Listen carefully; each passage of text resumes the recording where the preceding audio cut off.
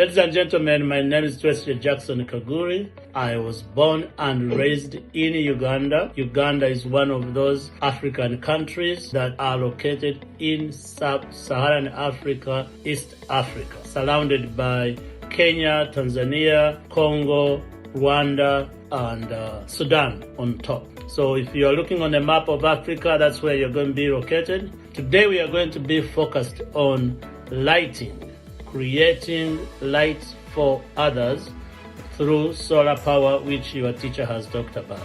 But I want to give you the context from where we are coming from to arrive on this issue that lighting, providing light is a human right, and therefore on this Earth Day we want to promote it and hopefully convince all of you to participate in providing this solar power and lighting for children who we work with.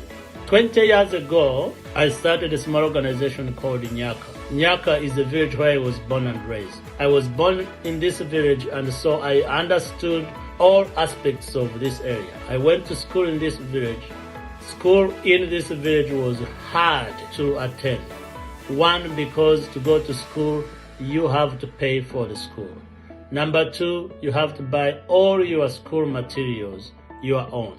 Number three, you must wear a school uniform to go to school in this village. Number four, if you fail an exam, you cannot go in another classroom. But the most aspect that many of you do not understand because of public school systems in this country, you also walk barefoot to go to school. So as a young kid, I would walk 7.5 miles to go to school. As a young kid with parents who didn't have jobs, they struggled to pay for me, to the extent that my father knew that if you go to school and don't have a pencil in your hand, a teacher would send you home to get that pencil. So what did my father do? He would get one pencil, my father and mother, buy one pencil for all 5 of us at home. And then he would take that pencil and divide it. 1 for small Jackson, 2 for my sister, 3 for my other sister, 4 and 5. So each of us could have a smaller pencil to go to school. As long as you had that little fifth of a pencil in hand, a teacher would never send you home. And ladies and gentlemen, because I was able to have that fifth of the pencil, I attended my primary school, call it elementary, middle school, or we call it secondary school, high school, and even went to university in Uganda and then graduate school at Columbia University in New York. So my parents worked so hard to make sure that we get that education. But I remember clearly every time I would come home into a house where we didn't have light, we would use a kerosene. A kerosene looks like a cup, just like this.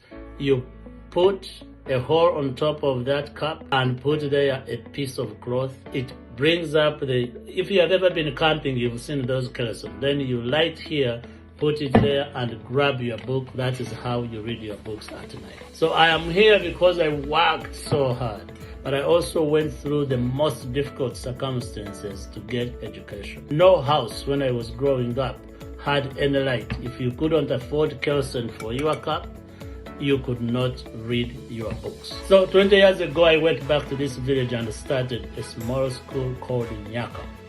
If you go to your libraries later, you'll find this book, A School for My Village, which I built. This picture you see here is a replica of the small school I started 20 years ago. The reason I built a school is because I wanted to give other children an opportunity to have a chance at getting education without paying for it. All the schools I have built and built with our staff members and volunteers are all free. And we also knew that we cannot just provide schools and walk away. Children have basic rights, and those basic rights are the ones Nyaka has worked on to provide. One is education. We built schools for children, ages, kindergarten, and support these students until they go to university.